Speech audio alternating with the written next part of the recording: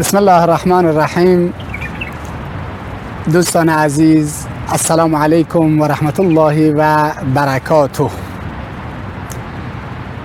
اتی امر الله فلا تستعجلوه. فردا را بگذارید تا بیاید. خداوند متعال می‌فرماید فرمان خدا فرا رسید، پس در فرا رسیدن آن عجله نکنید.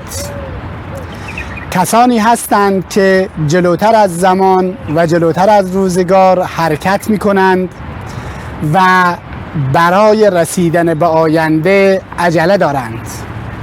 کسانی که فکر و ذکر و همه چیزشون مشغول آینده هست و عجله می کنند، مانند کسی است که به دنبال این هست که جنینی که در شکم مادر هنوز 9 ماه نشده به دنیا بیاد و فرزندی که هنوز در شکم مادر کامل نشده سقط جنین بشه، و مانند کسانی هستند که به دنبال این هستند که میوه کال و نارسیده را بچینند.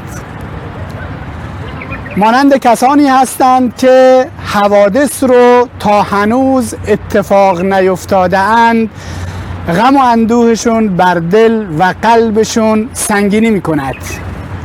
بسیاری در این دنیا به خاطر اینکه چه بسا در فردا گرسنه بمانند یا در آینده ها گرسنه بمانند، امروز رو گریه می کنند و زانوی غم به دل دارند.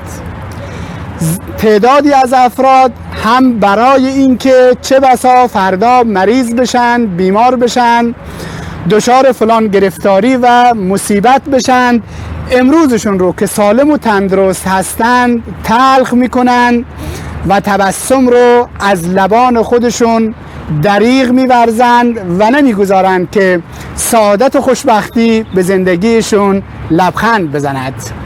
پس ما این گونه نباشیم، فردا را بگذاریم تا بیاید. ما اعتقاد به این داریم که زندگیمان در دست دیگری است، در دست الله متعال هست و نمیدانیم که برای فردای ما چه قلم خورده است و چه اتفاقاتی خواهد افتاد.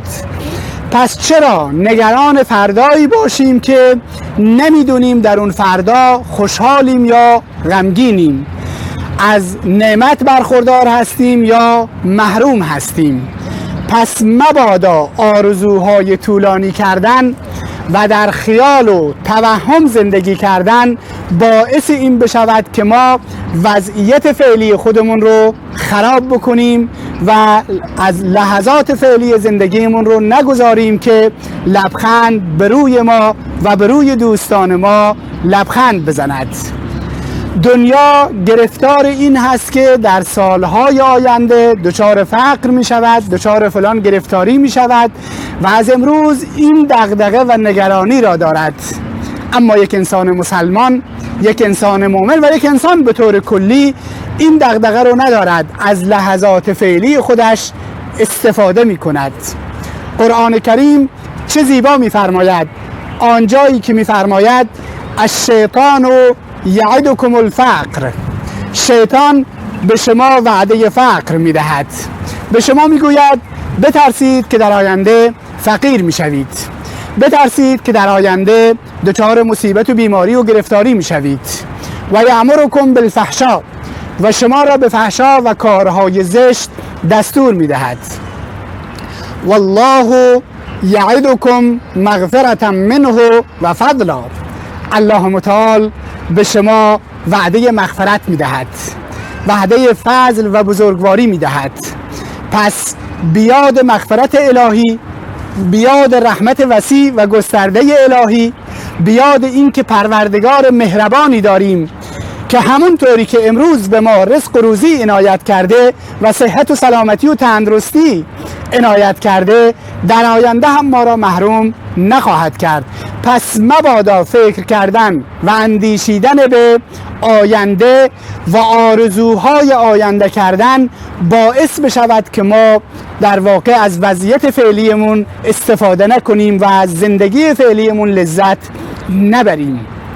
بعضی ها غم رو نقدن میگیرند غمی که نسیه هست و چه بسا در آینده اتفاق بیفتد یا نیفتد. امروز اون غم آینده رو نقد میگیرند و با خودشون همراه میبرند. پس ما برای اینکه زندگی به ما لبخند بزند از وضعیت فعلی استفاده بکنیم و آینده را بگذاریم تا بیاید، چرا که نمیدانیم در آینده چه اتفاقی خواهد افتاد. موفق باشید و السلام علیکم و رحمت الله و برکاته.